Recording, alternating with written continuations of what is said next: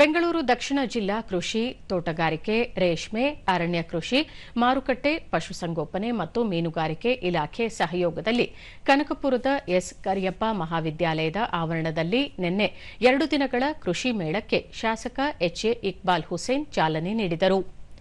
ಕಾರ್ಯಕ್ರಮದಲ್ಲಿ ಕೃಷಿ ಕಾಲೇಜಿನ ಉಪನ್ಯಾಸಕ ಚಂದ್ರ, ಪರಿಸರ ಪ್ರೇಮಿ, ವನ್ಯಜೀವಿ ಛಾಯಾಗ್ರಾಹಕ ಮರಸಪ್ಪ ರವಿ ಹಾಗೂ ಜಿಲ್ಲೆಯ ವಿವಿಧ ಅಧಿಕಾರಿಗಳು, ಕೃಷಿ ವಿಜ್ಞಾನಿಗಳು, ವಿದ್ಯಾರ್ಥಿಗಳು, ಕೃಷಿಕರು ಉಪಸ್ಥಿತರಿದ್ದರು.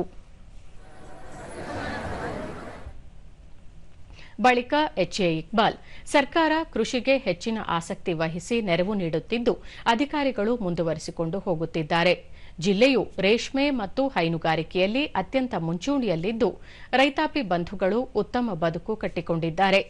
ರೈತರ ಬದುಕು ಹಸನಾಗಲು ಈ ಕೃಷಿ ಮೇಳ ಹೆಚ್ಚು ನೆರವಾಗಲಿದೆ ಎಂದು ತಿಳಿಸಿದರು.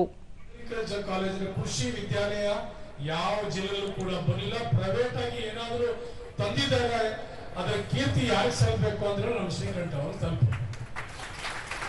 ಬಹಳ ಶ್ರಮ ಪಟ್ಟು ಹೋರಾಟ ಮಾಡಿ ಅವರ ಶ್ರಮ, ಅವರ ಬೆವರು ಇವತ್ತು ಈ ಒಂದು ಕೃಷಿ ವಿದ್ಯಾಲಯ ಬರೋಕೆ ಸಾಧ್ಯ. ಉಪನ್ಯಾಸಕ ಚಂದ್ರ, ವಿದ್ಯಾರ್ಥಿಗಳು ವಿವಿಧ ರೀತಿಯ ಆಹಾರ ಬೆಳೆಗಳನ್ನು ಬೆಳೆದಿದ್ದು ಕೃಷಿ ಮೇಳದಲ್ಲಿ ಪ್ರದರ್ಶಿಸಿದ್ದಾರೆ. ಆಧುನಿಕ ಜಗತ್ತಿನಲ್ಲಿ ರಾಸಾಯನಿಕ ಗೊಬ್ಬರ ಬಳಸದೆ ನೈಸರ್ಗಿಕ ಗೊಬ್ಬರ ಬಳಸಿ ಬೆಳೆ ಬೆಳೆಯಲು ಆದ್ಯತೆ ನೀಡಬೇಕು ಎಂದು ಹೇಳಿದರು. ಮತ್ತು ಹಣ್ಣು ಹಂಪಲುಗಳು, ತರಕಾರಿಗಳು ಸಿಗುವಂತಕ್ಕಂಥದ್ದಾಗ್ತದೆ. ಒಟ್ಟಾರೆಯಾಗಿ ಈ ರೈತನಿಗೆ ಬೆನ್ನು ತಟ್ಟುವಂತಕ್ಕಂತಹ, ರೈತನ ಬೆಳೆಯನ್ನು ಪ್ರೋತ್ಸಾಹ ಮಾಡುವಂತಕ್ಕಂತಹ ಇಂತಹ ಕೃಷಿ ಮೇಳಗಳು ಇಂದಿನ ಕಾಲದಲ್ಲಿ ಅತ್ಯಂತ ಅವಶ್ಯಕ ಅನ್ನುವಂತಕ್ಕಂಥ ಅಭಿಪ್ರಾಯವನ್ನ ನಾನು ವ್ಯಕ್ತವನ್ನು ಪಡಿಸ್ತಾ ಇದ್ದೀನಿ.